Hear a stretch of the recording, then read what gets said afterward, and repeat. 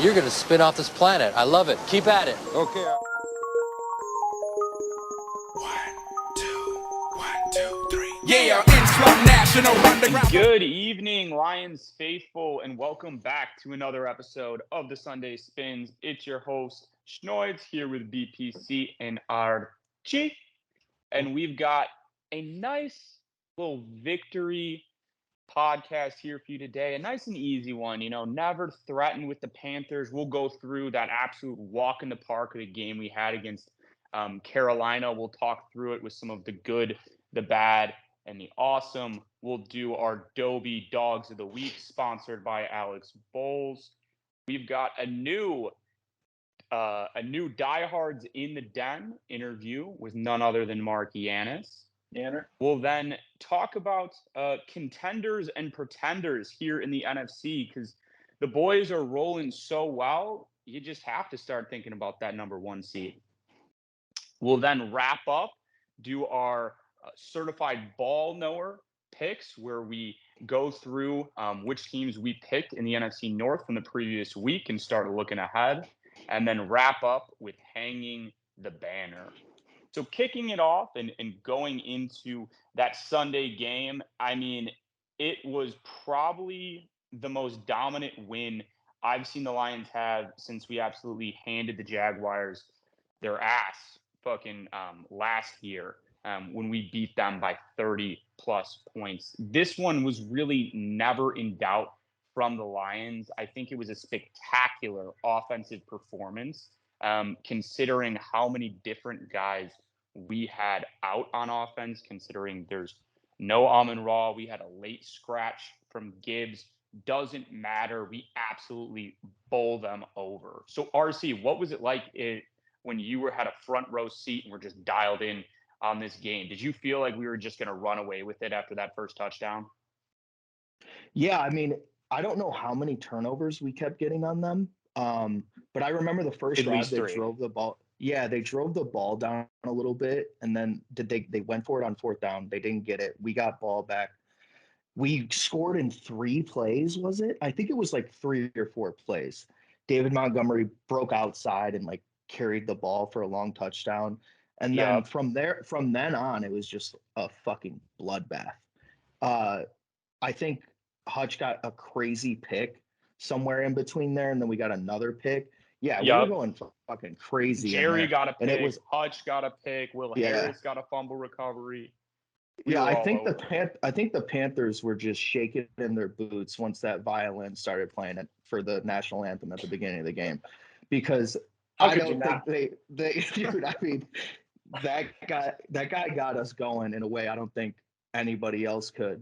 I think we should start every game like that with that violin guy, because he brought it and then we brought it. Yeah, dude, that thing was going. That thing was barking.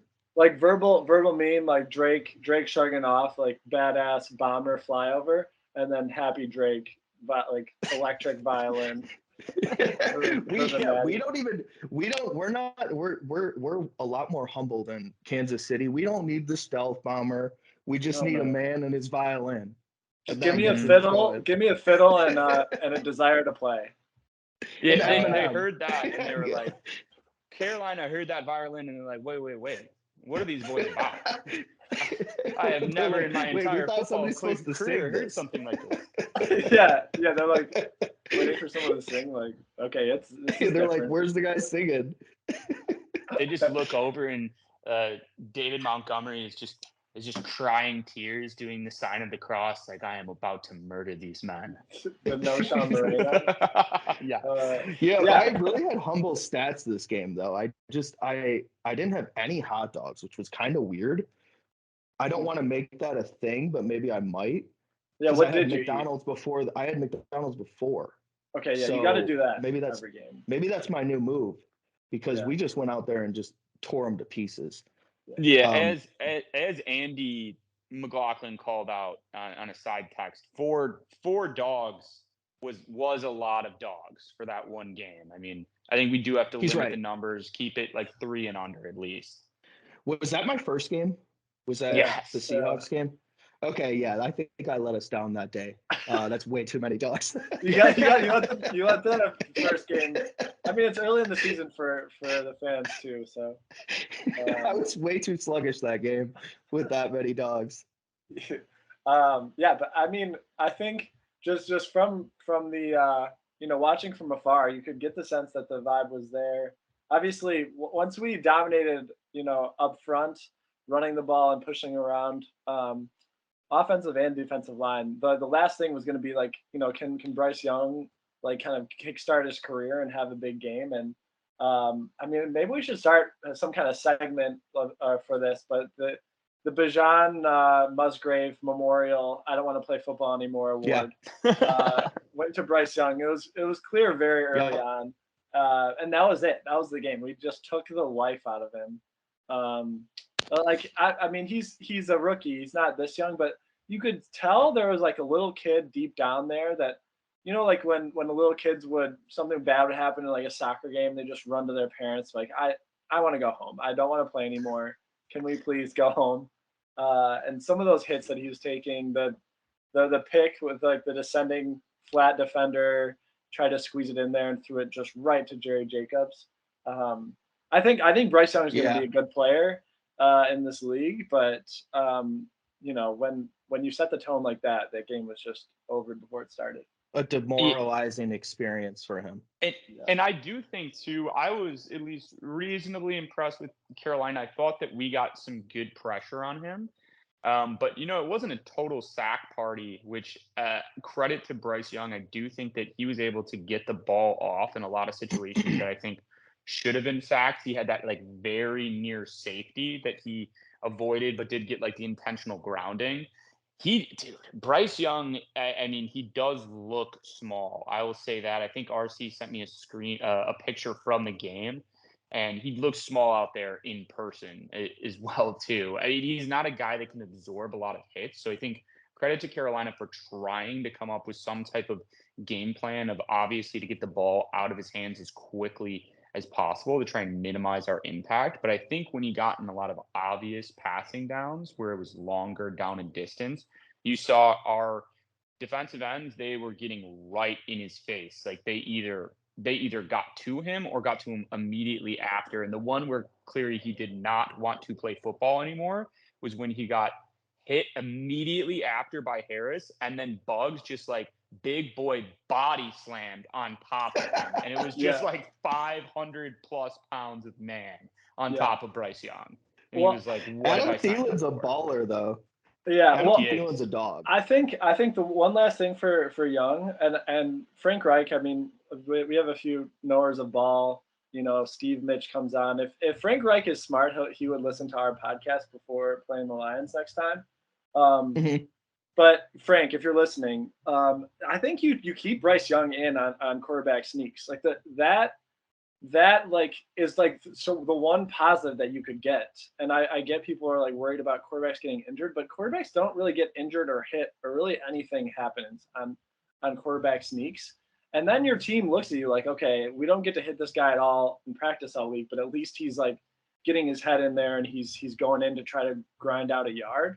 Because I think that just fed into whatever like small like inadequacy he was probably feeling throughout that game, just getting bullied all day. So, I mean, Frank, it might be a hot take, but I think you leave him in. Like you don't get a yard or two because the quarterback is like physically powerful.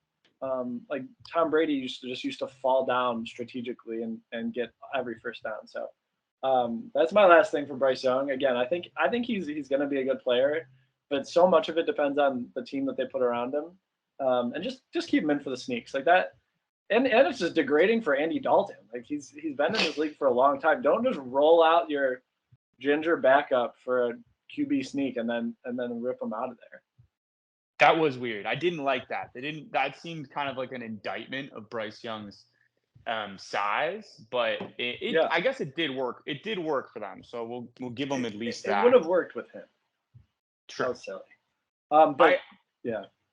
I think for the talking more on the Lions of different people that had fantastic days is again it's Sam Laporta, and it was so fun to watch that that really interesting flea flicker play because it was to the running back, to JMO, which, by the way, I did a freeze frame. When JMO got that, it would have been wide open for JMO as well, too. He probably would have gotten 20 yards on that play, but they dish it back to Goff, and Goff hits Laporta, and it's just an instant touchdown and an electric play that then you tune in on Sunday Night Football, and you see an exact replica of it used by the 49ers to Kittle. Yeah. The funniest part about when that happened with Kittle is I heard multiple different commentators be like, oh, and you see Kittle here with this play, and he's playing like Sam Laporta out there. And that was a real quote that someone said, which is so hilarious that now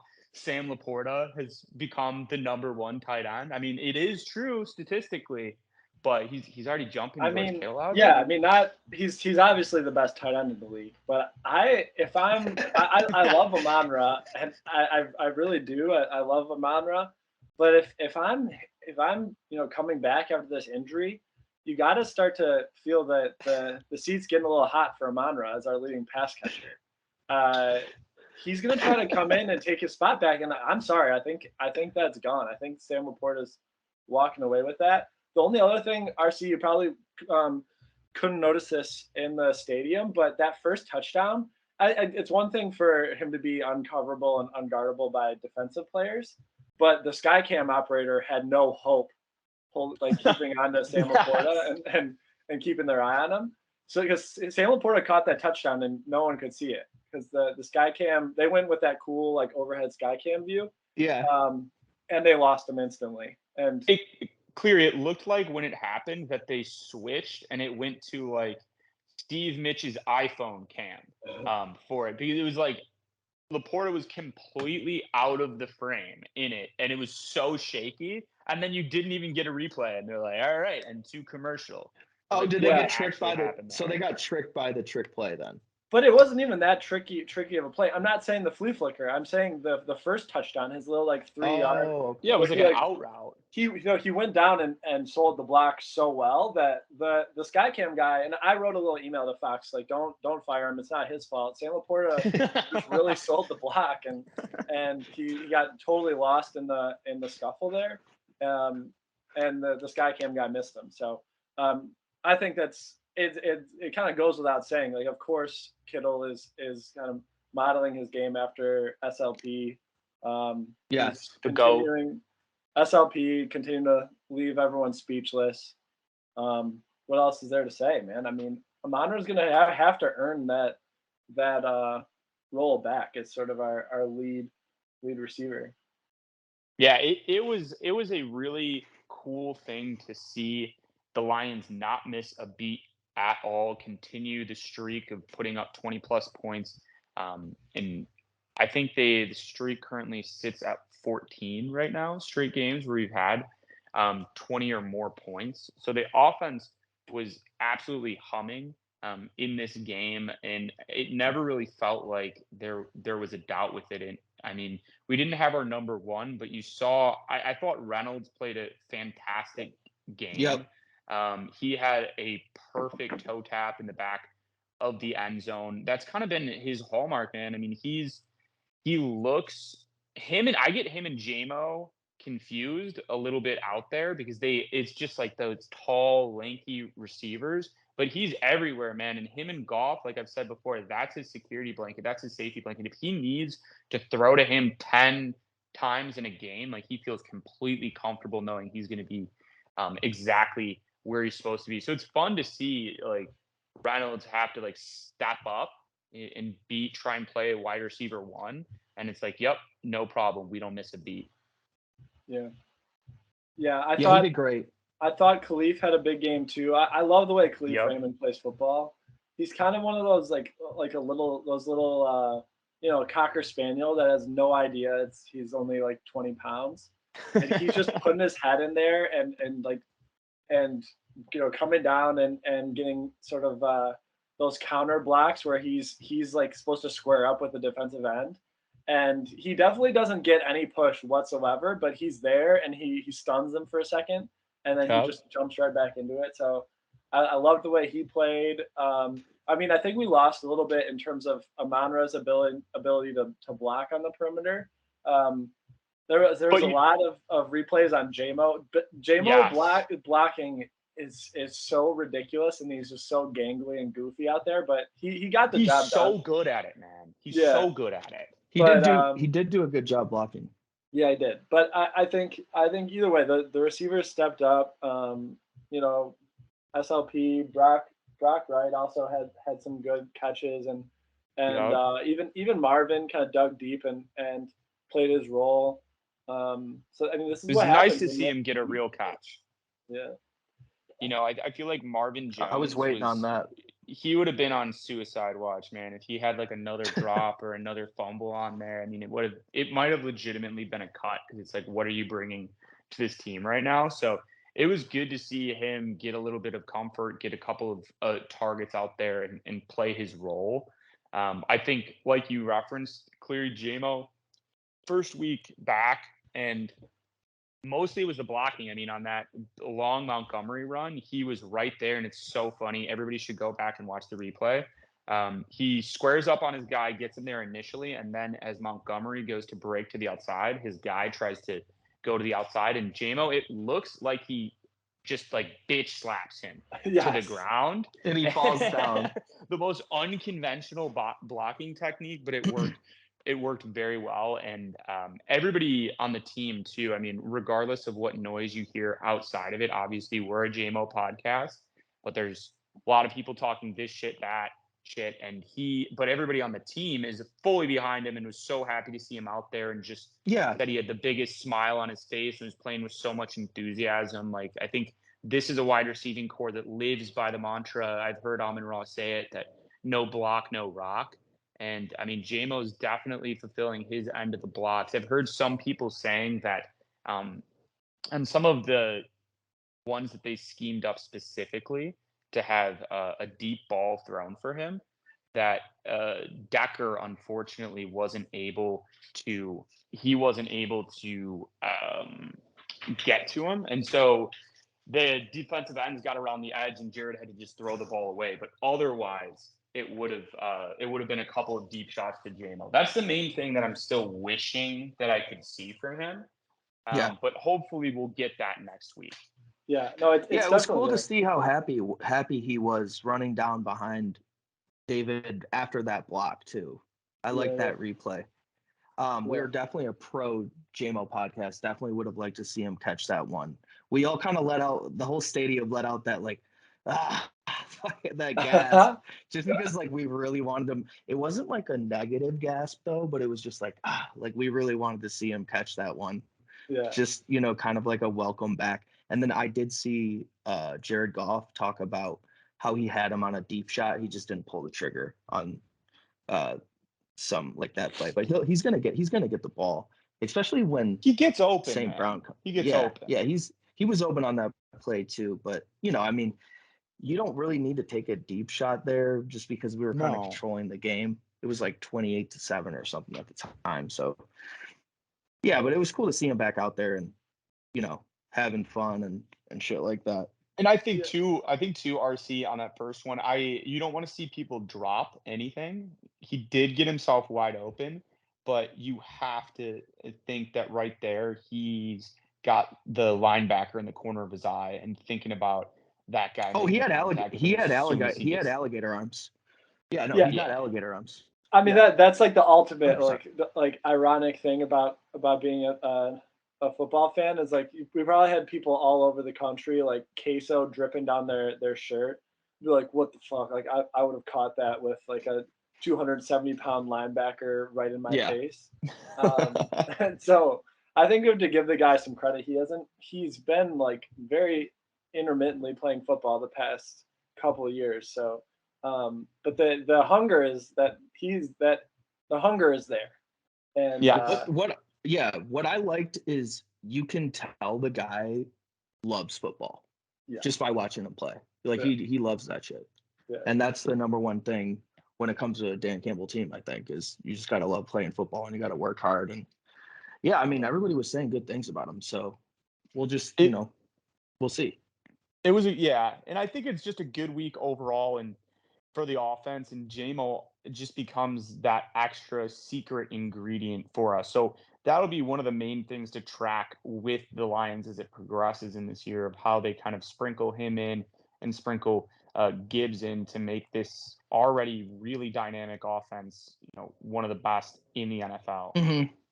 So I think just the last thing on closing for that game, which has been kind of a reoccurring theme, which is crazy, is we consistently like to end in our victory formation. Like, when's the last time you've seen the Lions end? Is that four?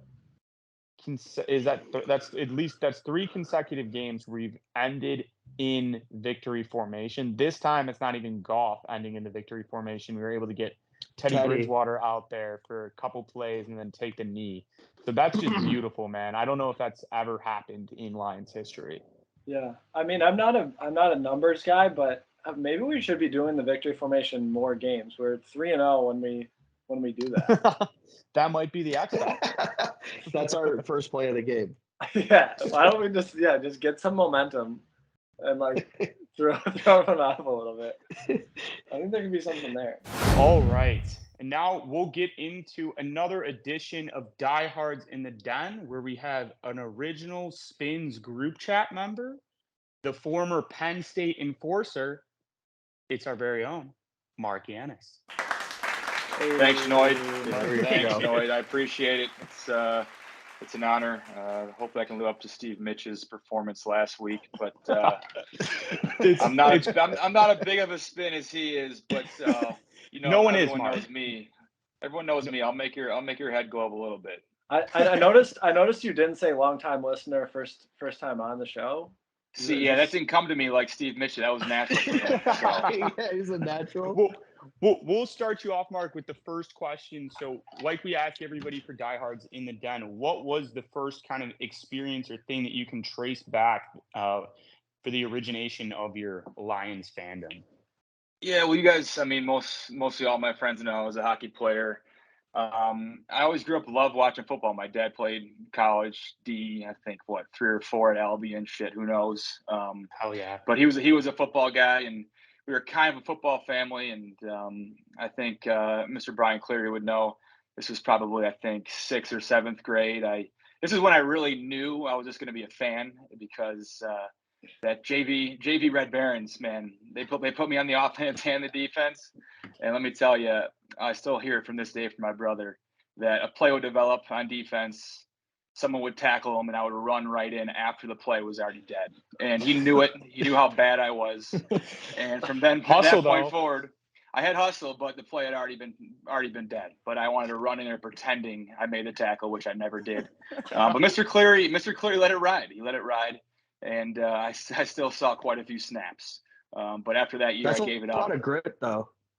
Yeah. I did show grit. I hustled. Heart rate got up a little bit. But after that, I knew I couldn't play ball. My grandpa played ball, but it wasn't for me. So from that point on, it was sitting at home on the sidelines cheering my fucking ass off. So if I'm allowed to swear, I just did. So there you go. Oh, yeah. You let it fucking rip on this pod. Yeah, Mark did you did pass the eye test though in football. Like you put the pads on, like, let's get this guy out there. Let's try to figure this out. Yeah, you knew the guy who had the bar down the middle, playing like fullback and playing like outside linebacker. Your odds of moving forward in football weren't very high, because I had the worst helmet of all of Red Baron's history, I think. Yeah. Well, nice. Well, Mark, I know you were at the game. I think you've been to pretty much all of the Lions games this season so far, right? Two of the three. I missed the Atlanta game. I was there for the opener, and pulled the trigger for this past Sunday. Well, that one was tough. So it's good for you that you got back in the building, proved that you weren't the cause for that loss to Seattle, and got a W on the board for the Panthers. What was the atmosphere like in there? Because it seemed, even with the Panthers being like an 0-4 team, a lot of people were thinking that's kind of an automatic W. It sounded loud in there. It definitely was. I feel like RC can branch off of it, but that game one, I mean, the buzz is just different. I guess you could say the buzz was still there. It didn't leave the stadium like it did the home opener, but just like the fans, we can get into a little more.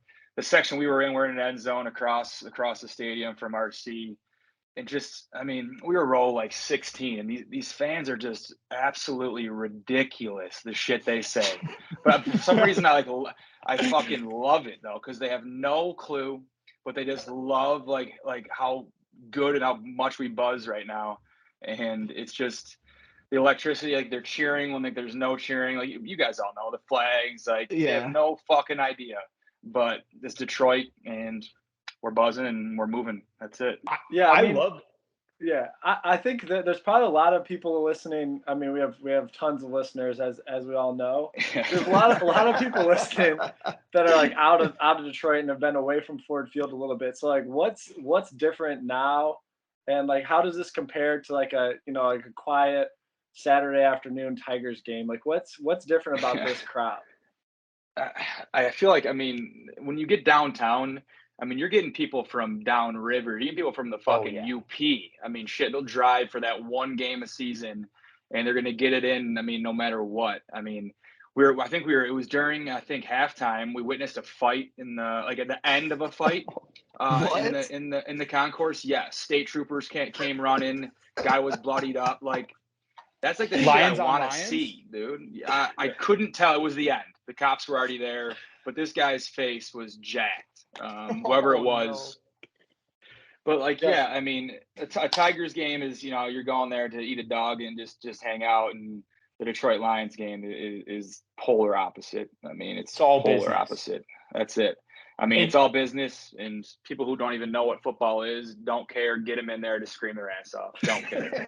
No, I love that, Mark. And I feel like the diehards from downriver have been out there in full force. And I have to imagine that, I mean, along with everybody else, but them for sure were eating up.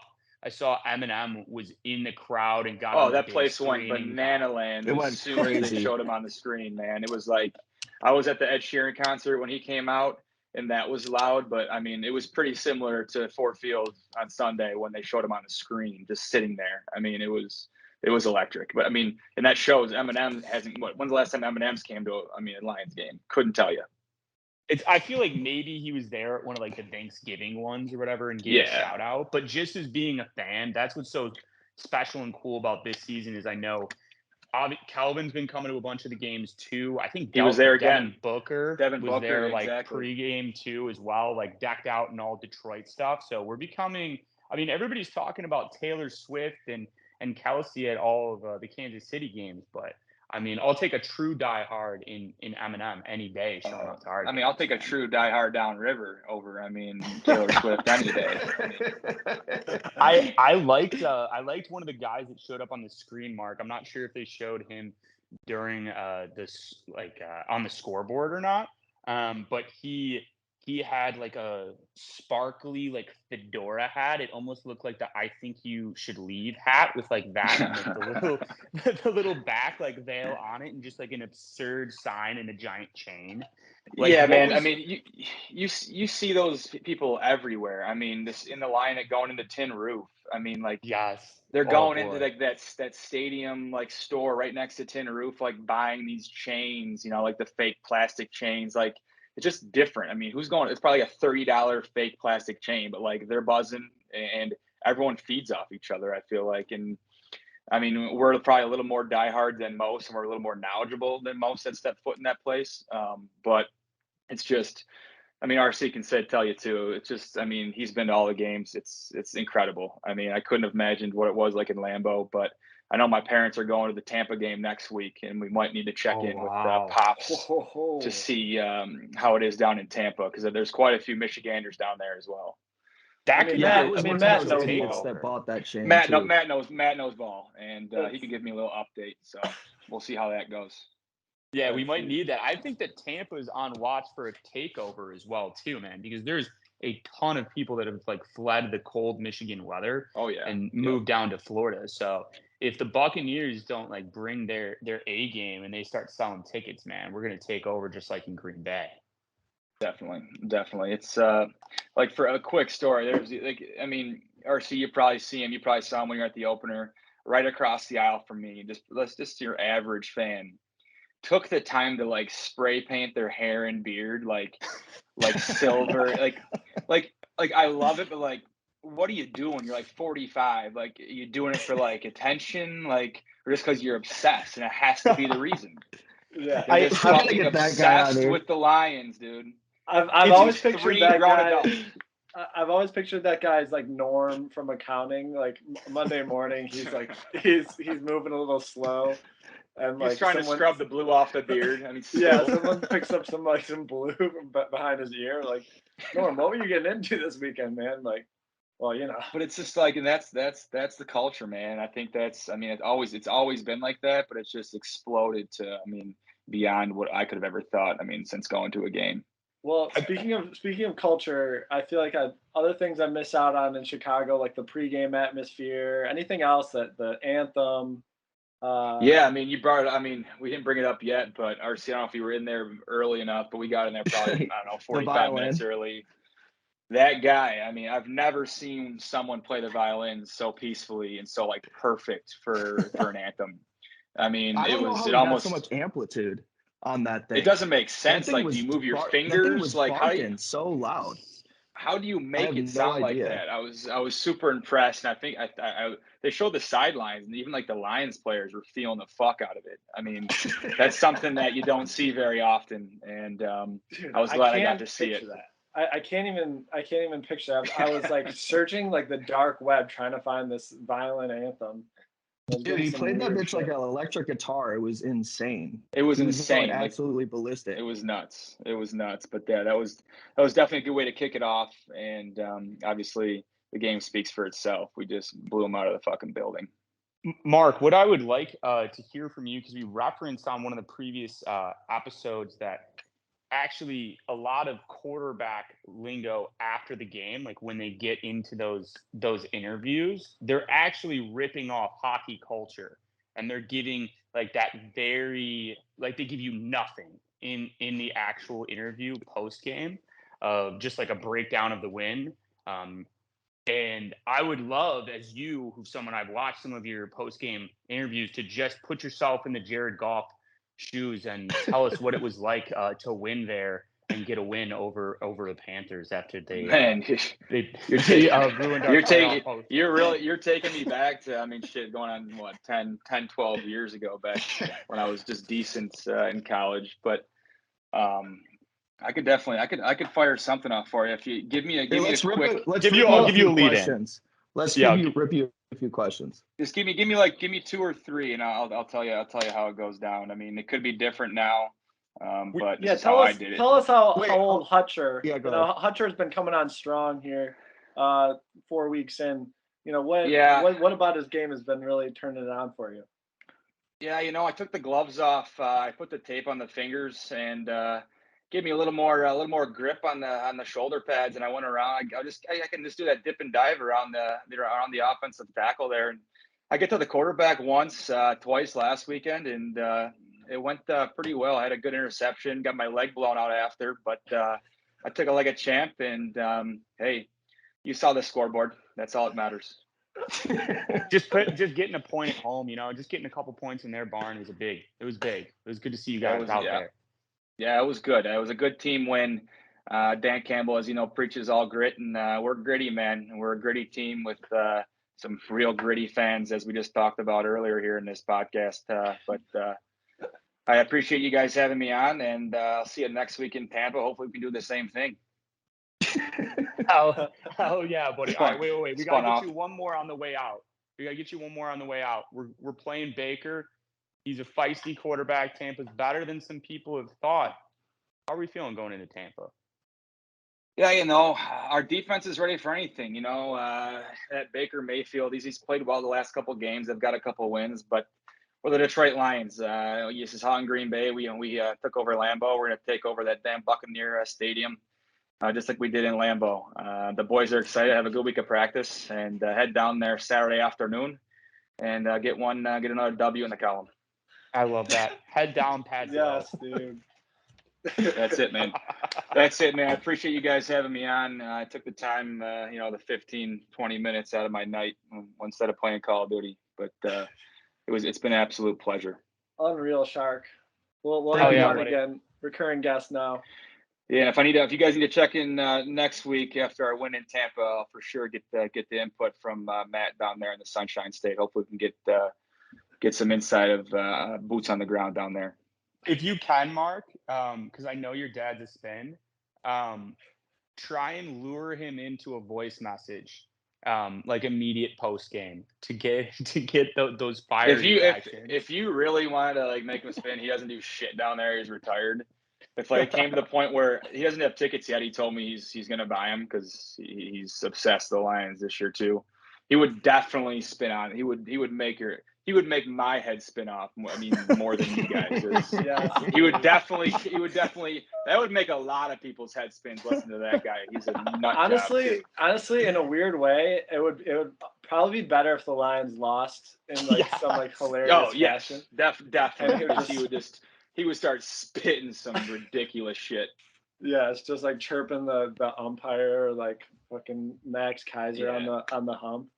Oh, dude, yeah, those were the days, man. He was the crazy dad, the crazy parent behind the glass. Well, hopefully your dad keeps his hands clean out there. No fights in Tampa, but we all know he'll win if he does get one. Yeah, we'll see. He might be calling me. All right, buddy. We'll talk to you later. All right, buddy. Thank you, Mark. All right, boys. We'll see you. Right, thanks. What the running backs? We got Aiden Dennis, dog. Dodie Devon, dog. Sir Hale, dog. The Dobie Dog of the Week. That's the Dobie Real Estate Dog of the Week, sponsored by Alex Bowles, the real estate agent that will be a dog for you. I'll kick off. My dog of the week is none other than Aiden Hutchinson. I think he was everywhere this week. That was one of the craziest interceptions I think I've ever seen by a D end. They were playing the Michael Jackson music on the broadcast immediately afterwards. He's dancing. He's doing his thing. He also got around there for a sack with a beautiful inside spin move back in.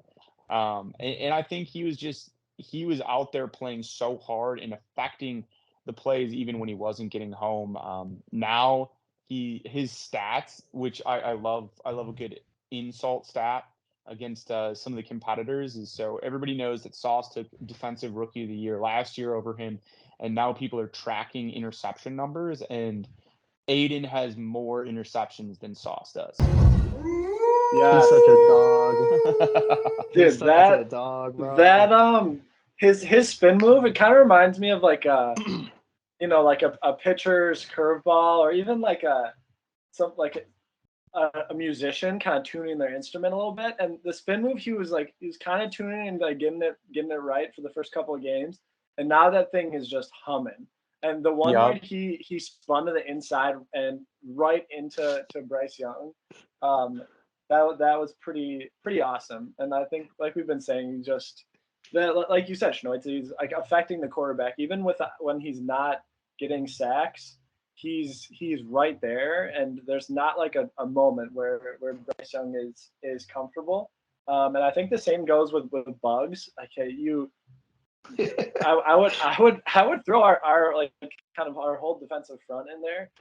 Jack Campbell was getting home a lot too, and right in his face. So it's that affecting the quarterback stuff. It's huge. Who's your dog of the week this week, Cleary? Honestly, I gotta go with Jerry. I it sucks what happened with Mosley.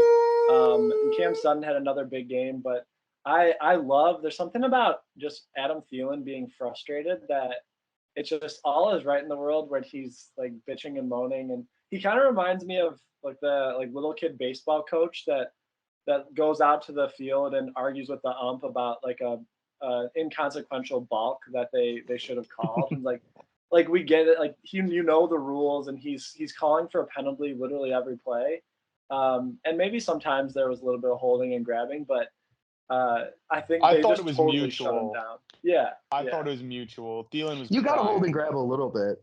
Yeah, no, but Thielen every single play, the play is over, and he's like, "Where's the ref? Where's the ref?" Yes. And I'm sure as a teammate, he's a great guy to have around, and he's clearly like a damn good receiver.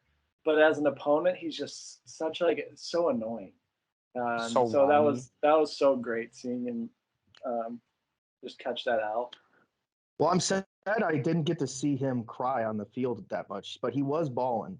But no, Jerry Jacobs is got another pick that game, correct? Yep, that's 3 in the last 2. Yeah, that's great. That's good. Good for him too, because he had a rough couple first games, and he turned it around. That's always good. And for my dog, I don't think he's even won it yet this year, or been one named yet this year, which is kind of crazy. But it's got to be Jared Goff with 4 total touchdowns, 20 out of 28 completions, 140 passer rating.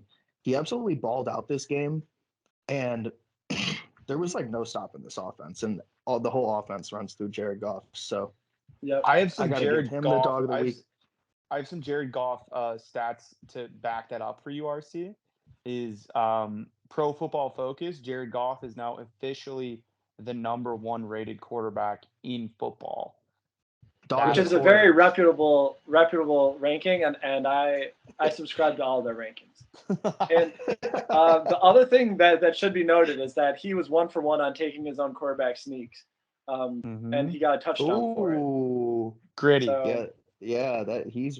And it was just like a very typical quarterback sneak. None of this brotherly shove stuff. He just goes in there, uses his cadence, and I think the other thing too is he's getting that cadence, just like Aiden with his like harmonica of a spin move.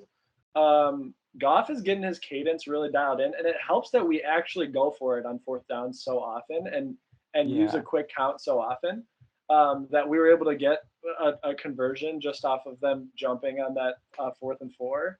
And yeah, he's just kind of firing on all cylinders. And obviously, aside from a few really rough throws this year, he's always been so resilient and like bouncing back, and he's doing that on a larger scale.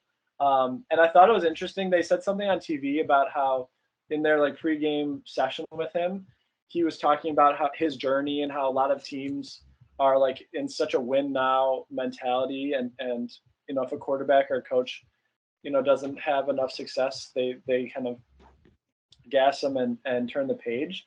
And he was like really like talking about how he appreciates the Lions and how they're riding out with him. And I don't know, he just seems like everything's going right, and everything's so slow for him, which is really fun to watch. Jared Goff's a guy that loves to get the defense off with the cadence too. He's selling so hard when he got them off. Yes, yeah. I remember watching he the did. inside the den stuff, and whenever in practice he would even get his own defense off, he'd be like, "We got him." Yeah, so that gets him amped up. He winked at someone. I'm sure him and like Rodgers have had conversations about it, and he's like, that's like one part of his game that he's been working on. So yeah, he's playing really good football. I think that the only thing now, which I did put out a Twitter poll, which got a weird amount of answers on it. I think it's time that we get Jared Goff an official nickname at this point. So I put up a few suggestions in there. I put up J the G, Go Off, and King in the North. King in the North, hands down, won. But there was also some in the comment section that I liked. The Goffense. That's the one I think I like the most, is the Goff. I always called him Jared Goff, but I'm willing to switch. I'm willing to switch over to the Goffense. I mean, yeah, that's honestly where my brain is headed now. Is we're gonna need the Goffense to be a thing going forward, because the question is just, where is Ben Johnson gonna end up next year? And I'm hoping it's not the Bears. Hoping it's somewhere like AFC West or something. I don't think he would go to the Bears, to be honest. It seems like he'll end up with like the Chargers. But hopefully Eberflus can squeeze like 6 or 7 wins together, so we don't have to worry about my all-time nightmare, which would be Caleb Williams and Ben Johnson on the Bears. That would be like number 1 nightmare scenario probably. And I'm going to go deep into the Bears once we talk about the recap too, because I've been reading all of their Twitter and they're out of control after 1 win. Yeah, hopefully, they're going crazy, and then hopefully, Sheila just gives them $10 million as an offensive coordinator because I'm for that. Just stick Just around, give this baby. guy, Just stick around. just make him the highest paid offensive coordinator ever, and be like, bro, like, please stay for like 10 years. You're gonna make more money being the offensive coordinator than you are as a head coach somewhere. Because I mean, I don't know. I think he might stay another year though. I don't know. We'll see. I don't want to get wrapped up in that yet because that's just gonna make me sad. And I'm like the happiest guy in the world. Another thing I want to say, last thing after that game, is the Lions are 4-1 for the first time in any of our lifetimes since 1991. First time 4-1. So that's gonna be awesome. I actually don't think that's a true stat. I think that we started off 2011 5-0. What, we didn't start 4-1. I'd rather be 4-1 than 5-0. I saw that. Fuck being 5. Someone, the viewers out there can verify that. So you know what? But RC's right. That makes sense though. We haven't been 4-1.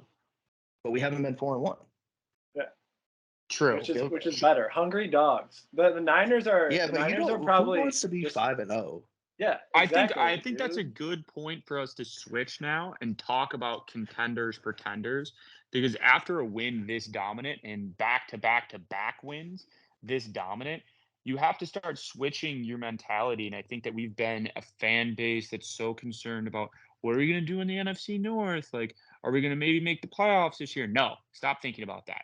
We're thinking about the number 1 seed. When you're watching on Sunday, you got to be watching the 49ers. You got to be watching the Eagles. And I guess the Cowboys. I mean, they're kind of pretenders after that last game. But it's all about their losses, and it's all about locking up a number 1 seed team this year. Because I was looking ahead at the schedule after this big Carolina win, and I mean, our schedule, to be completely honest with you, is so much easier than what the Eagles and 49ers are playing right now. Like, we'll start with the Eagles, right? So the Eagles obviously went to the Super Bowl last year. They're currently 5-0, but they've played some pretty stinky teams, and those teams have played them somewhat close, right? So they had the Patriots that had played them really close. They went to OT with the Commanders. They almost got beat by did they play the Vikings? Yeah, it's just been close games back and forth for them, and now they're going to go into like a very, very difficult stretch where they have to go out and prove it against some of the best teams in the NFL. They have to play the 49ers. They have to play the Cowboys. They have to play Seattle. They have to play the Chiefs. Like, it's going to be like an absolute gauntlet for them going through it. So when we're thinking about power rankings, for me right now, I would put the 49ers at the top because I think you got to pay respect for that dismantling and pantsing that they did to the Cowboys. But I think it's a legitimate conversation now for us or the Eagles at 2. I'll give a slight edge to the Eagles at 2 because they're undefeated, but I think we're squarely sitting in that 3rd seat now. Yeah, I mean, I think I'd rather 4-1 than 5-0 at this point. Hungry dogs run faster. They're on the Niners or in San Francisco. They're probably reading all the press clippings, but the Cowboys are trash. They're not a very good football team. We're playing them later this year, which is pretty awesome. I want the Niners, and I'd love to have them at home. We can kind of show Christian McCaffrey our brand of football. I think McCaffrey's a really good player, but I would much rather see the Niners than Jalen Hurts and the Eagles. They're like, you're right. They haven't really played anyone, and the other team was the Bucs. They beat the Bucs by a couple scores. But when Jalen Hurts starts cooking, it's tough to slow that offense down. Yeah. But Brock Purdy can be effective. He is definitely a little bit more slappable. But they just haven't been tested yet this year. So I think the Lions are far and away the best team in the NFC in my mind. I think Let me we're read. I think we're a good matchup for them. And then Schnoids, read off that strength of schedule thing that I just Yeah, said. I'll give you a quick gauntlet that the Eagles are going to have to go through, and then the 49ers, it is arguably worse. So it's not too bad. Next week they play the Jets, but then they play Dolphins, Commanders is whatever. Then they have to play Cowboys, Chiefs, Bills, 49ers, Cowboys, Seahawks.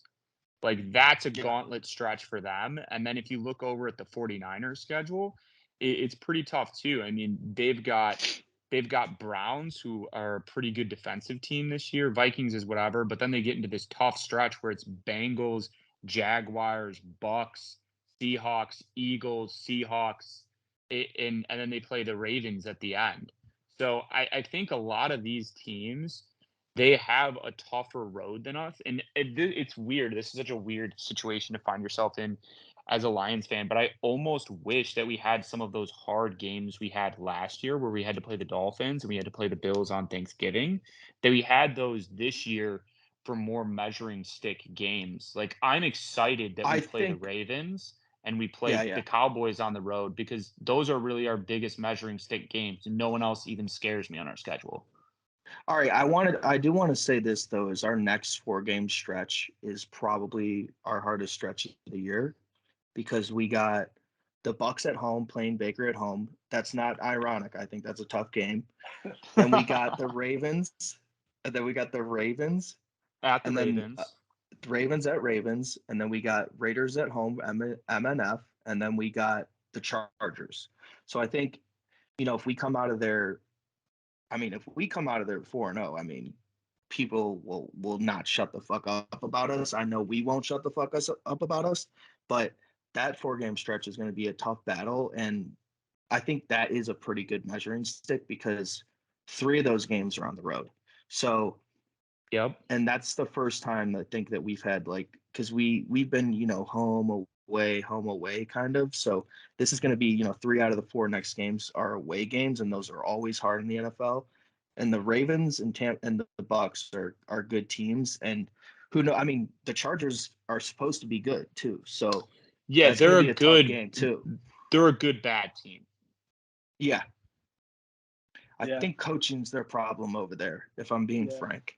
But it does feel like Ben Johnson's headed out there. They're going to need to get an offensive guy to take Herbert to the next level. I think it's going to be an interesting stretch, and that's why the NFL is so awesome. There's no, you can't sleep for a second. Even that Panthers game, I think if we didn't come out firing and the depth issues that we had, you're liable to lose any of these games. So yeah, it's in any given Sunday for sure. But I think what's nice is this year that we don't have as bad of gauntlet stretches. I think our gauntlet was honestly the first 4, having to play Kansas City at Kansas City, play the Seahawks, play an Atlanta team, which did win after us. I mean, Atlanta's not a bad team. They're a middling team. So I think that we had a tough, and then having to go to Green Bay in prime time at Lambeau. I think that was probably our toughest stretch, and this next one will be the one where it separates us. Is it's okay, yeah, you guys had a nice little stretch there, but are you the real deal? So that's what I think I want all Lions fans to start switching your mentality to, though, is that it's not just about the division anymore. It's about watching the other teams on Sunday and figuring out how is this whole NFC picture going to break down as we go into the playoffs. Because let me tell you, man, if we get that number 1 seed, we don't have to go to the Link, we don't have to go to San Fran. You got to come into Detroit. That is going to be a terrifying venue for an NFC Championship game. Dude, it's so awesome.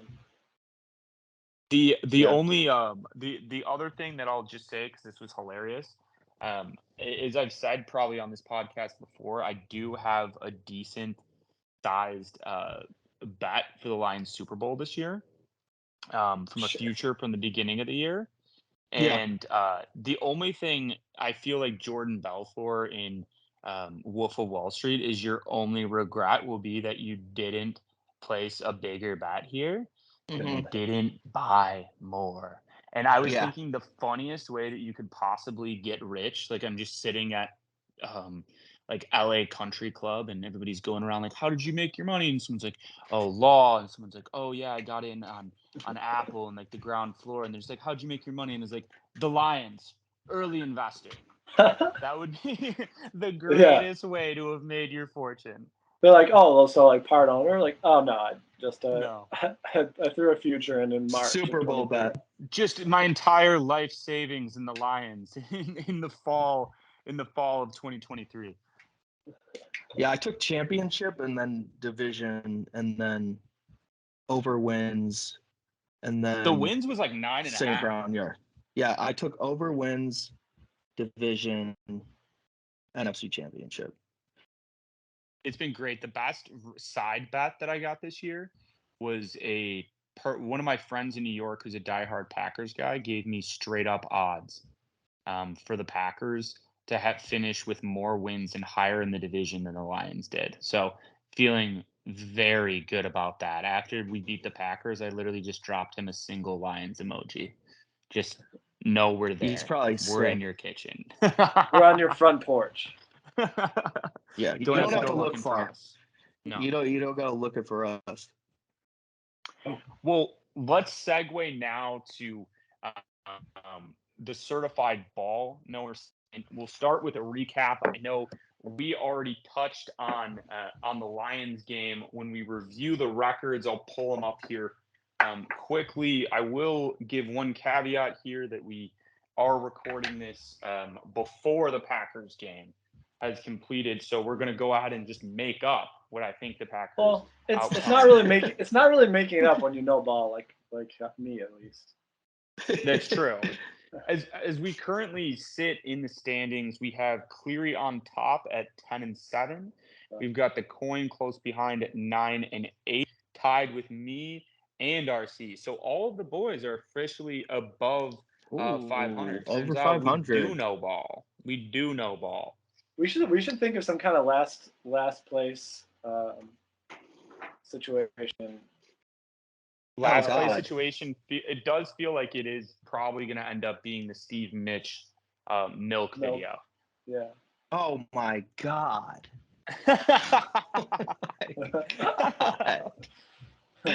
But we'll say that. We'll table it. We'll get the wheels spinning on that a little bit, and then we'll go back to it.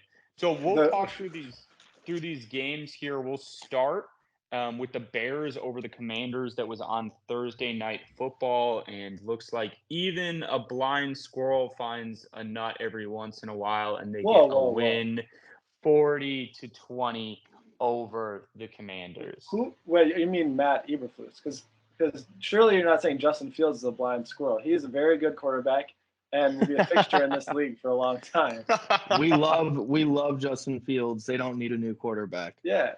That's what Bears Twitter feels right now, man. I'll tell you this, that I'm Justin glad they Fields, feel that way. They had this game. They're felt like the smart. Matrix got very lazy, and it was the exact same game as the Packers and Lions. I'm not sure if you guys noticed that the score was verbatim 27-3 at half, and it looked like the same thing. Same thing happened as well with the refs in the second half. They started to try and make it a little bit of a game because it's on prime time. Started to give a little bit of questionable calls to Washington, keep them in it, but ultimately it didn't matter at all. And the Bears, they channeled their inner Dick Butkus Memorial Game, which I just want to say that would have changed my pick. That was a material change. Having him die right before kickoff, I 100% would have been on the Bears, but that's okay. That's okay. We record in advance. But I think that the funniest thing about this game was the Twitter interactions afterwards. So obviously, Fields balled. He had 4 touchdowns. He had over 300 yards. He looked good. He played a very clean game. And as we kind of alluded to in the previous segment, Chicago is now all the way back in on him. And Cleary, what are they like out there in Chicagoland? Have you heard it around the water cooler that they're like, Fields is the guy? I mean, yeah, they're rightfully like really latching on to this, and we've been saying it before, but I know delusion. I know what this looks like, and he is a good football player. There's no getting around it.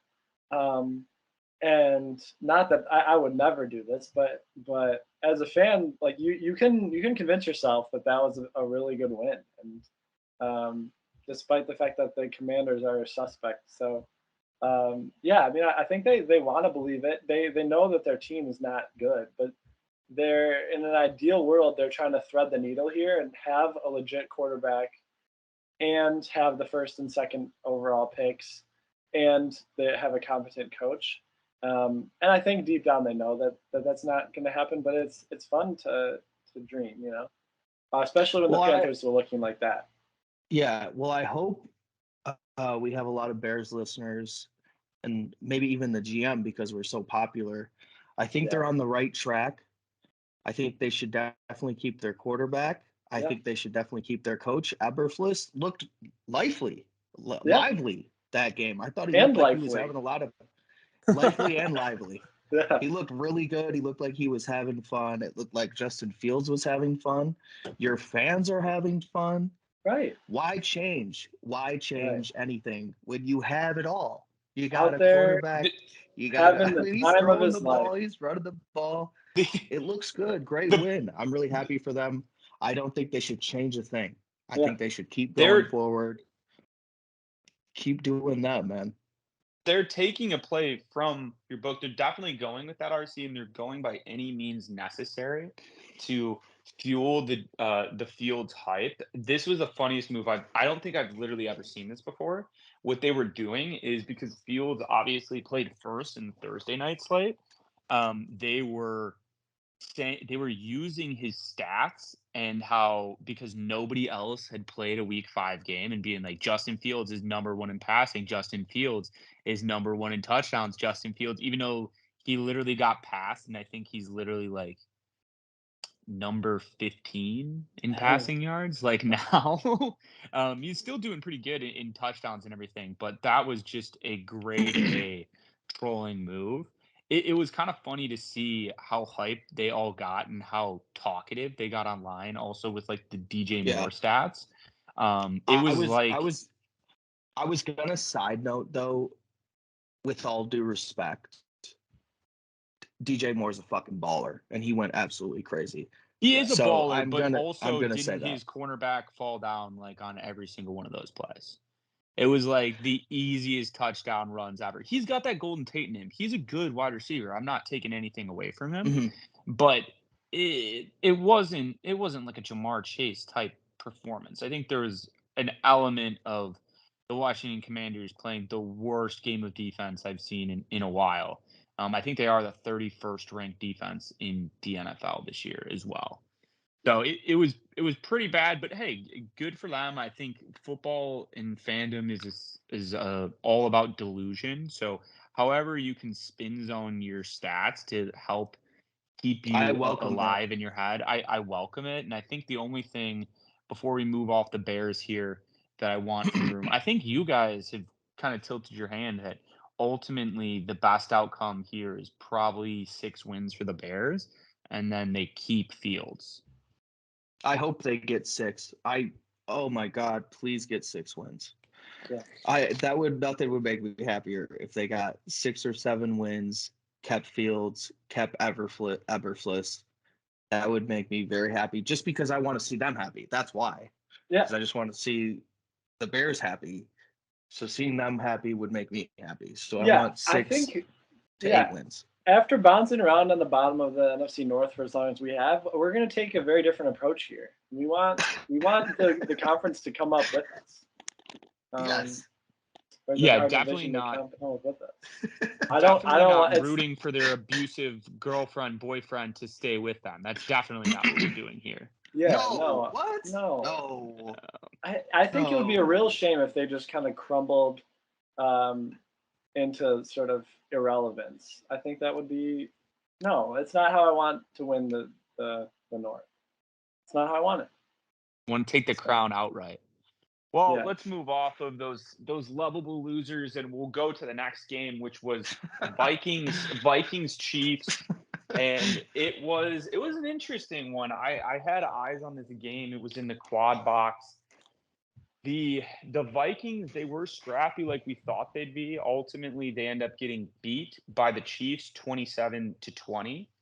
It was a close game. There was some controversial calls that people were talking about there at the end, and I'm not going to lie, there was some people's tweets on Vikings Twitter that made me laugh so hard because they went full Lions mode of just crumbling, that the refs were just out to get them and just feeding the game to Kansas City no matter what. They're talking about Taylor Swift and the league was going to let the Chiefs win no matter what. And it's like, have you also considered perhaps that your team isn't good? That's what everyone used to say to us, and that is what I will say to them, because it's like, you guys aren't like actually good. You do know that, right? Yeah. It turns out when you just kind of diarrhea and let all of your defensive talent go, you're not going to hold the Chiefs below 25 points. So, yeah. And they're sitting at 1-4 range now too, Cleary. So my prediction of them blowing up is starting to come to fruition. I do think you have to think to yourself, if you're a Vikings fan. I know everybody wants to use us as like a previous measure of like, oh, the Lions started 1-6 and they came back. It's like, well, guess what? We also didn't make the playoffs that year. So if it seems like they're going down that route and they do have these expensive pieces, I'm very curious to see how this plays out, because Jefferson doesn't have a long-term deal. Like Kirk Cousins doesn't have a long-term deal. To kind of see what happens here, is they like all they have is like TJ Hawkinson fucking signed long term. Like, what are they doing? They might be football. I mean, I think that they're another team you low key have to be afraid of if they do go sell the parts. Like if they lose to the Bears next week, they go sell the parts mode, and it would be very scary to see Caleb Williams end up in Minnesota. So we do have to keep an eye on that situation too. I think Justin Jefferson really likes Kirk Cousins though, and that's why he didn't sign a new contract, and he wanted to see where he goes. But I think if they do get Caleb, which will never happen, please God, that he would probably stay. But I don't think they're going to be that bad. I actually don't. Again, like I said last week, I actually think they played a pretty good game. The Chiefs are a better, like a good football team. And I mean, they lost by what, 1 score, and they had a chance to, come back in and win it, and they just didn't get it done. I think they're going to win a few more games this year for sure. We'll see about this game though, because is the Bears hype real? I think it is. I don't know, man. Who knows? But we'll get into that later. But yeah, I don't know. I mean, I just feel bad for them, because we were kind of like that last year, where we would lose by like 1 score every single game. So I feel they've for taken them. over I that feel for role any from times us, RC. Yeah, I feel anytime the fans said it last week, anytime the fans yell at the refs, blame the refs, I do that. I do it all. I did it all, for 12 years. So I get it, man. It hurts. And it's so easy to blame them because they're so fucking shitty, especially when you're playing against the Chiefs. They're gonna get the calls. It's not fun. It's the to watch defending at all. champ count, man. Like, to beat the heavyweight champ, you have to be very like definitive about it. I think we saw when we played them that the whole game it was tilted towards them. But you have to play through that and beat them by a significant margin to really actually win. It was that interview that there was in the NBA in the off season when they were talking about he was talking about playing the Boston Celtics in a game 6, and they were like, we're going to have to beat them by 15 just to win by 2. And that's kind of what it feels like playing against the Kansas City Chiefs this year. So there's not any sympathy over here from the Lions fans. Yeah. Well, we've got that mentality. We do. And that's why we got the win. So with that, we'll move to the last game, which is the Green Bay game. Yeah, hell of a game from Love. Great game. I think he kind of took a little bit of momentum that they built second half of that Thursday night game against us, and I had a feeling he was going to do that. That touchdown he threw to kind of kick things off. Like they're not going away easy. We kind of knew that they wouldn't. I still see them kind of as a from Christian Watson was crazy too. I just love watching him ball. I know I got him on my fantasy team, and 3 touchdowns, 225 yards from Christian Watson. They really needed that guy back. You know what I'm saying? Yeah. So that was great to see. And it has to be rough like to see being Devontae. Yeah, it has to be rough being Devontae Adams and kind of going to Las Vegas with the promise of like a big offense, and then watching the Packers just put up how many did they score? 38? 34. Yeah, 30. 34.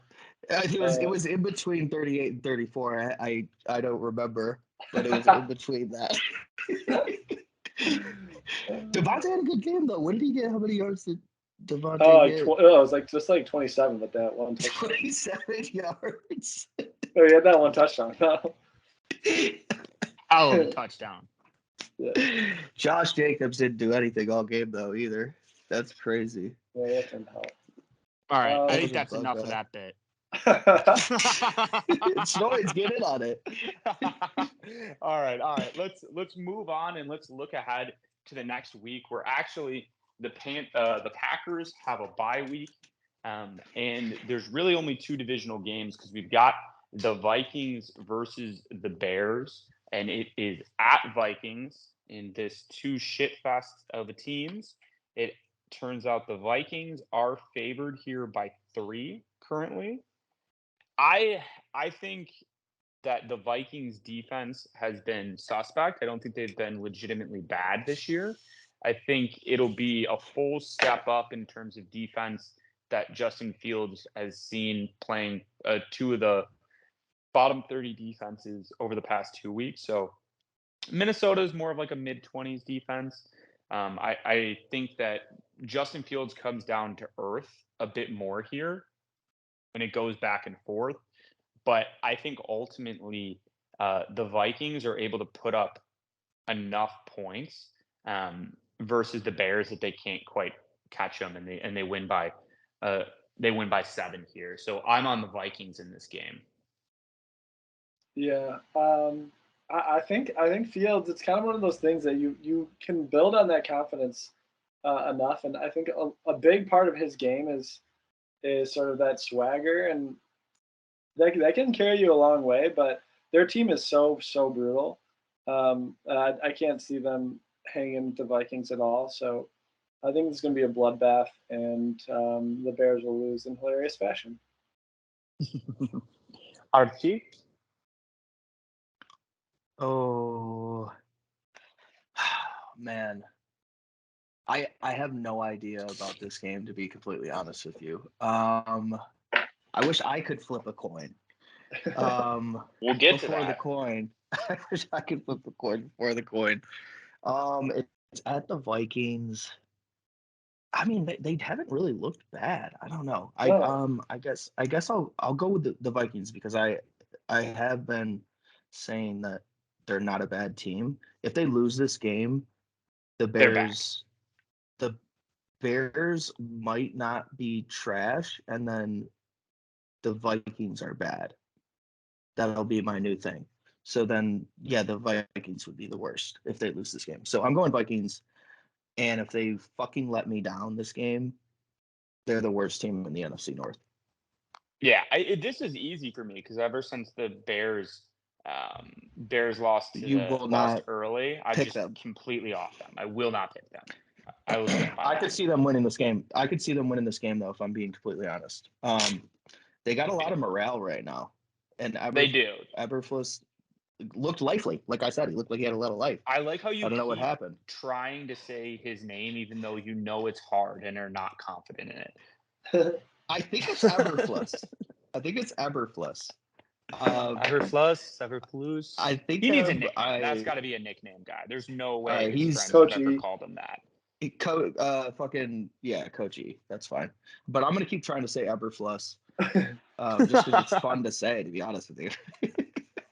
All right, let's go to the coin. That reminds me. I wanted to talk more about Ryan Burns and on the Panthers. That'll be a quick segue, but I think Ryan Burns is going to be a damn good player in this league, and I think we need to store this away that David Montgomery kind of made him look like an idiot on that one direct snap play. And we, like, for the most part, neutralized Burns though pretty well. So I think he did get a huge sack though. Something to remember when that guy's like career starts to take off is he went into Ford Field and just had one sack, and just the day Ryan Burns was fend off. Anyway, back to certified ball play. Okay, all right, let's go to the coin. So in this matchup, the Vikings are the favorite. They're at home. They'll be the heads, and the Bears will be the tails.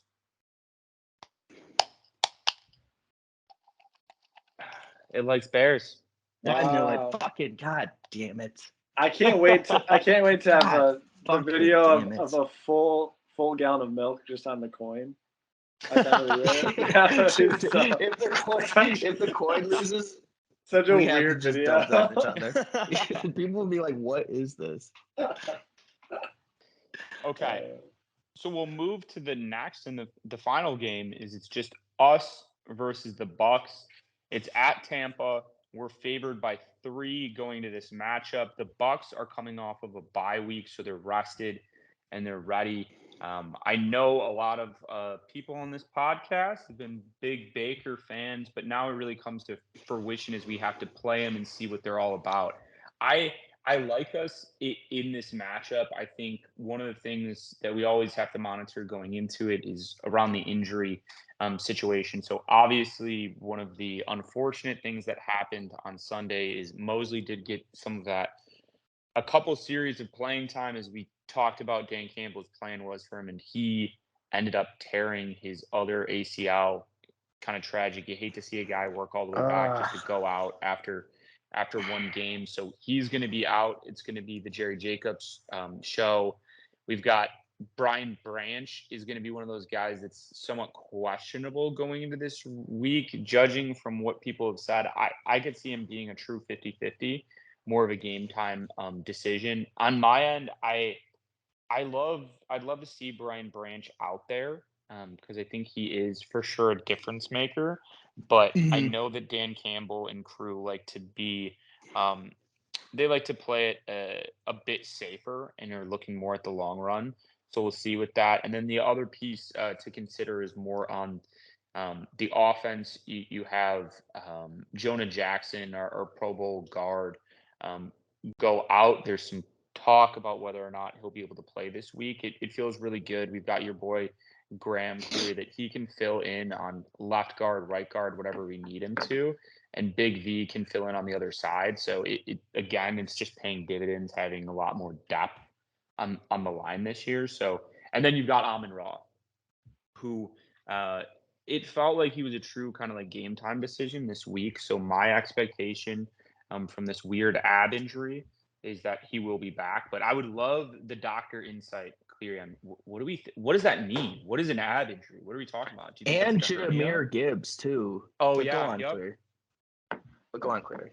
Yeah, I think they're playing this pretty close to their chest and not talking a lot of specifics. Everything that I've been able to see, but it doesn't take much for an oblique injury.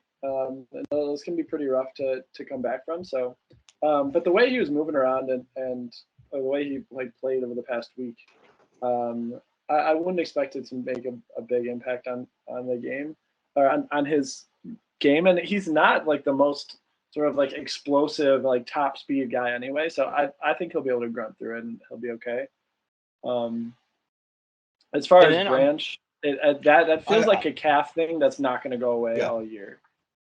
Yeah. Oh, okay. And then I was going to say, watching interviews with Amon-Ra St. Brown, that it wasn't a physicality thing. It was more a pain management thing. Right. So it's kind of just a deal with the pain thing, which definitely sucks. But I think I think he probably would have played last week had it been, like a playoff If game it or had been something like that. Dallas. Yeah. Yeah. If it was like a playoff game or, something of that nature, some sort of big, game where not that every game is important because it's the next game, but one of those kind of decisions. But Yeah. Jahmyr Gibbs, I think, just a last second Friday injury. Don't like to hear about that. Just became doubtful out of nowhere. Do we know anything about that? What was that about? It was I a didn't. hamstring. I don't know Okay. if it was sustained in a Thursday practice or if it was in the Friday walkthrough. But yeah, obviously a little bit concerning there. I mean, Dan Campbell alluded to it a little bit. It sounds like he'll probably be a 50-50 decision as well too this week. Okay. I'd like to see him out there, even if it's in like a limited capacity, just to try and keep the Bucs defense honest and having to, account for his speed, account for his receiving skills out there, even if he can't go the full game. But I think David Montgomery, to this point, has been so important to the way we run the ball, the way we run our offense, that if you had to choose between one of the two at this point, I think with You probably go Monty, David. we'll be in good hands with him. And it was great to see from that Craig Reynolds as well last week. Yeah. He got the touchdown, and that was awesome when like Montgomery and the running backs coach are telling him to stay in. So we've got some depth. We've got some guys. I know Zonovan Williams, or was it Zonovan Knight? Zonovan Knight went down. He went down. But we've got a number of people to carry the rock for us right now. So I don't think you have to rush Gibbs back, but it would definitely be something to watch. I think I have one more question though, about Branch. Did he have limiteds all week last week? I don't remember. Or was no. he did not practice? Oh, I don't think he got on the field. Okay. He was working with the training staff all of last week. Yeah. So same with Amon-Ra. Amon-Ra never actually practiced. He was just on the sidelines, like doing cuts and working with working with the trainers. The medical staff, working with the trainers is good news though, always, I feel like, rather than just not being in a boot on the sideline. Yeah. I mean, Cleary, maybe you can talk about that a little bit. I don't really know. It's pretty variable. Like they're working with the trainers probably like 8 hours a day when you're coming back from an injury like that. So that can mean that you're like, even if you're coming off of like an ACL or something, at least in college, you're like lifting and rehabbing all day. So that's what's so rough for Mosley is he just went through that whole process. 8 and 9 months of like minimal football and like some of the most boring stuff you can do as a football player, and then he's just gonna have to start it over. And like you wouldn't blame someone for having trouble bouncing back from something like that, and maybe not bouncing back to be the same player that you were before. But especially it was the other ACL, which sucks. Just brutal all around. But I'm not sure what to make of it, but I think the point of our team is that we certainly don't need Gibbs. He's awesome. He's a great addition, and we're going to need him later in the year. And we don't really need either. We don't really need anyone. And the other thing too is that I think wasn't Vitae active this week? Yes. Vitae? Yeah. Yes. And so I think in other position groups, like if this was a quarterback situation, people would be talking a lot more about what Graham Glasgow is doing right now, but he just took that starting spot. He did. And like all jokes aside, like he's not giving that up. So we might need Vitae on the other side this week. He graded out Cleary. Graham graded out as the number 2 guard in football, and I think Big V was graded out as like the number 4. So they're both just playing at a really like high level right now. So I think we're in a good spot there. But when we move off of the injuries and take a look at the other side of the ball for the Bucs, I think one of the more interesting things for us matchup wise is taking a look at their wide receivers. So obviously they have Mike Evans and they have Godwin. And specifically for Mike Evans, such a big wide receiver, such a consistent wide receiver, I think we struggled a bit with DK, who fits that same mold that Evans has. And he's one of those guys where you question who exactly matches up on him, who covers him, because he's so big and he's so much bigger than the corners that you have to put on him. I think that Sutton's going to be the guy that'll guard Evans, and I think he'll do a solid job there. But I think it's going to have to be a tandem effort with the safeties over the top in terms of Kirby and Tracy doing some of that bracket coverage and trying to take him away. It'll be interesting. I think that's the one part that scares me is him. And Godwin's also a decently big wide receiver who lines up in the slot. I think we have more of the players to cover him. He doesn't have that 6'3", 6'4" size that Evans does. But I think that's going to be what it comes down to for the Lions is, can you cover those guys on some of the deep balls and make sure that you do get the pressure on the Bucs? I don't think the Bucs have a very elite offensive line, so we're going to have to try and limit his time back there, because if we give Baker time to get the ball to Mike Evans, they're going to dice us up, and it's going to look like it did against Seattle. Yeah. I mean, think about Ray J Stadium. Kind of reminds me of Ray J. I think we're gonna hit him early and often. Mike Evans, that is. I think he's our Bijan Musgraves watch list for not want to play football anymore award. I think Cam Sutton is up for this job, and Tracy Walker is going to give him a lot of noise too. So I don't expect Baker to have any sort of letdown, and Baker's going to fight all 4 quarters. You know kind of what to expect from a guy like him. But Mike Evans does not want that smoke. We'll be putting him on blast at just like the Ray J should be. Yeah, I mean, we're a pro Baker podcast, obviously. We've talked about him a lot on here, and this is for sure the scariest game of the year. You do not want to go in to Tampa Bay and have to play against Baker at home. He's got a lot of weapons to work with. The keys to success are definitely going to be trying to make him uncomfortable, and we've been doing that pretty well lately with these quarterbacks ever since, the Seattle game. And, even a little bit during the Chiefs game, we got a lot of pressures. We didn't get the sacks. We got the hits on the quarterback. We got to, you got to make Baker's going to get right back up, because that's what Baker does. He's a fighter. But, you keep pounding him a little bit, it's going to wear him down. And that's what you got to do against Baker. You got to get him off his game a little bit, get in his head a little bit, maybe get an early interception, make him think, oh, does this team not like me anymore? You know what I'm saying? So, yeah. That's what the way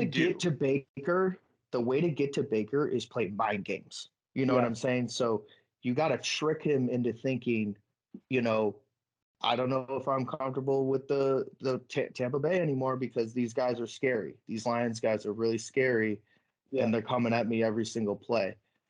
And honestly, their line isn't that good. So he's got to get the ball out. He's got to get the ball out quick. They don't really have that good of a running game.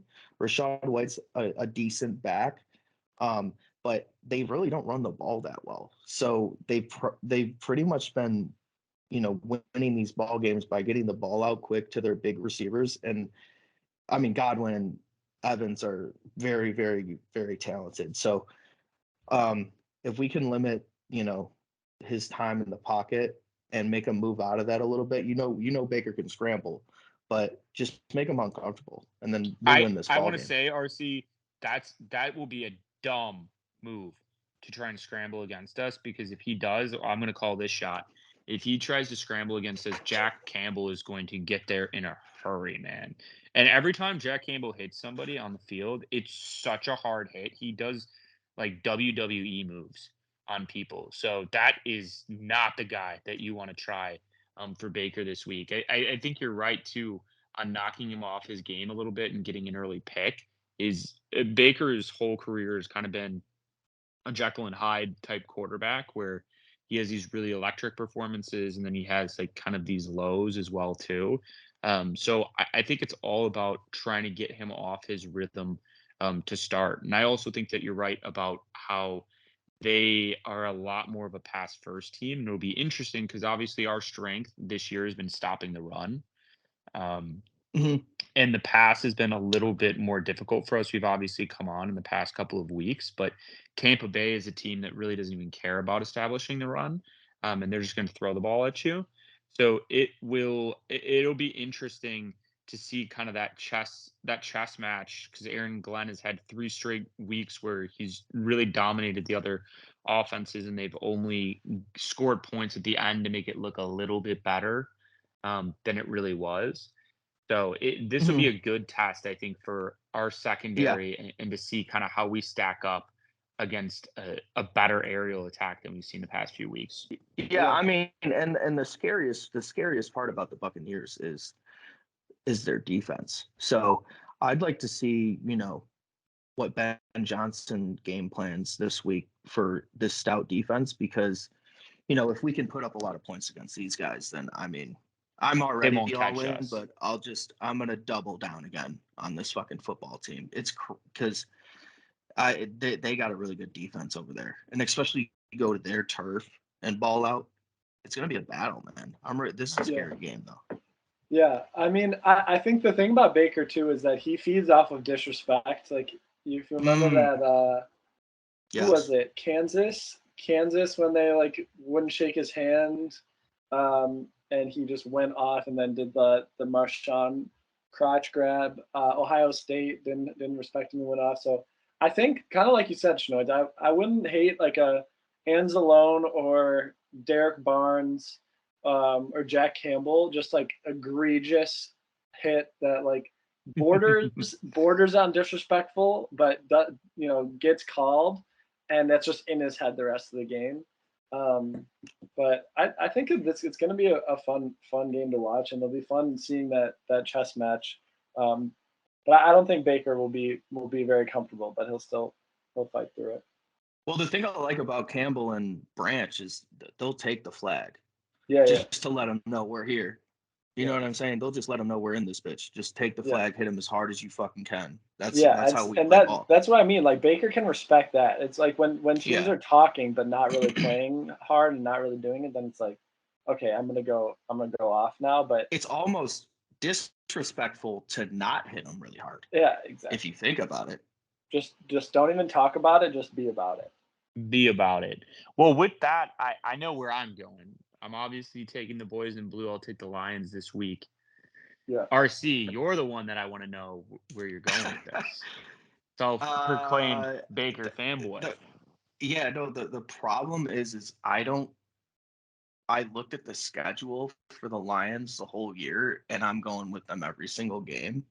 So I'm going Lions again. I can't. Yeah, I want to. We're just firing it on all fucking cylinders. And if our defense plays well again, if we can move the ball relatively well on offense, and like I said earlier, get Baker uncomfortable, I think we could hold them to low scoring and us kind of ball out a little bit, sort of like what the Eagles did to them, and we run the ball down their fucking throat. Yeah, I mean, it's just kind of a weird feeling, and it feels like I'm watching like Game of Thrones or something like that. Like I want to just see the next episode. I don't think I've ever been so excited for Lions football. Like, typically during the season, I'm like, I need this like 6 or 7 days to settle out a little bit and like relax and talk yourself back into the team, balance my life out a little bit. But I just want more. I want more Lions football. So can't wait. All right, so Lions across the board then. As I said, it is Lions -3, so they will be the heads in this, and the Bucks will be the tails. God, I knew it. Bucks, the coin is addicted to Bucks. Fucking goddamn coin. It has gone 3 for 3 Bucks within the division this year. Whatever, dude. Whatever, coin. So it's going to be milk, coin. It's gonna be tough. It's gonna be a tough video. I don't know how many YouTube views we'll get on dumping milk on a tin of Zin, but the people will want it. They will. Or maybe someone else on the outside has to take the take the punishment for it. Like, yeah, maybe someone out in LA with you, Schnoids, like Eli is. I would like Eli to be the face of the coin. I think that would be good. Move on to our final segment here, and hang some banners here with the boys in the den.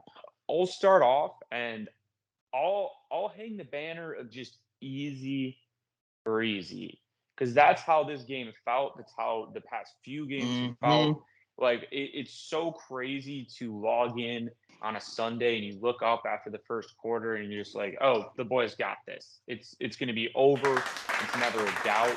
I don't know that I've ever had this feeling other than watching, a Michigan State team play a D3 school in the beginning of the year, but that's what it's felt like playing against Carolina last week. And it's surreal to be doing this to teams in the NFL. So this is a hell of a banner for the boys. Yeah, I think we for my banner, we don't have an official SLP banner. And a lot of people know this, that a big part of SLP, speech language pathology, is speaking. And Sam Laporta has been talking that talk, but 2 touchdowns. He's the other part of speech language pathology is eating, and that man is eating. So that boy your speech, your language, your pathology. Sam Laporta is eating 2 touchdowns. Made the Skycam operator look like an absolute fool. So I think you got to hang a banner there. And then I think you should hang number 1 number 1 tight end in the NFL banner, because that actually just I like that. Yeah, and then you hang a banner in Santa Clara that Greg Kittle is baby Laporta. He basically is looking up to Sam Laporta at this point. So I think that's my main banner for this week. Archie? All right, so mine is going to be the 4-1 banner for the first time since '91, and then I looked this up, Schneid. So there is a little bit of behind this, because the Lions did go 5-0 in 2011, but I looked this up. In the next 5 out of 7 games, the Lions lost 5 of those. So Correct. They ended up being 7-5. So some might say that a 4-1 start is better. And I'm one of those people. So 4-1 banner for the first time since '91, which is better than 5-0 in my book now. Yeah. There's a stat, RC, that I don't even pretend to understand. It's called like DVOA, and it like ranks like how good of a team you are overall in the league compared to everybody else. And this year is the highest we've ever ranked in it. Like, I think currently we sit as number 3 in the NFL for that weirdo made up stat. So that does give a little bit of backing to the 4-1 being better than any other start we've had since the 90s.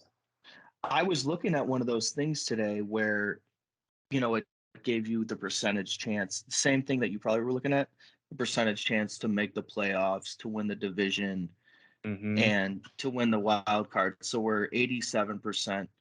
We can hang this up too. 87% to win the division, and 97% to make the playoffs right now. So that's so wild. How does it feels good right come now to that conclusion? I'm going to have to send this. I'll send this over to you guys after this, but yeah, it feels good right now.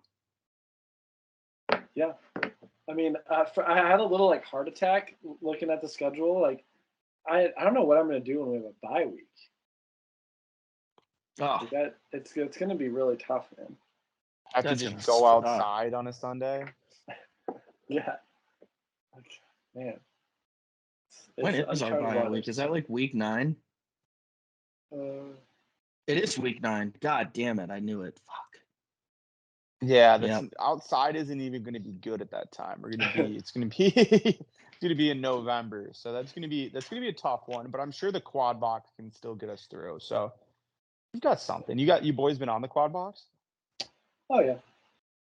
Dude, the quad box is the only thing I will say about it is electric, but the fact that I can't just choose whatever team I want to be on it is crazy. Like, why does YouTube is owned by Google? It's the most technically advanced company in the world, and you can't let me pick my own teams. So I don't know. We got to get somebody on the phone over there at Google because I know for a fact those guys don't know ball. Yeah, I'll get my guy on it. Well, we got Google listeners, we got Skype listeners. Hit our DMs after the show and hook us up with that. You're going to spin off this planet. I love it. Keep at it. Dope shit like that, Germ. Oh, hi. Welcome back to kids. Follow your dreams.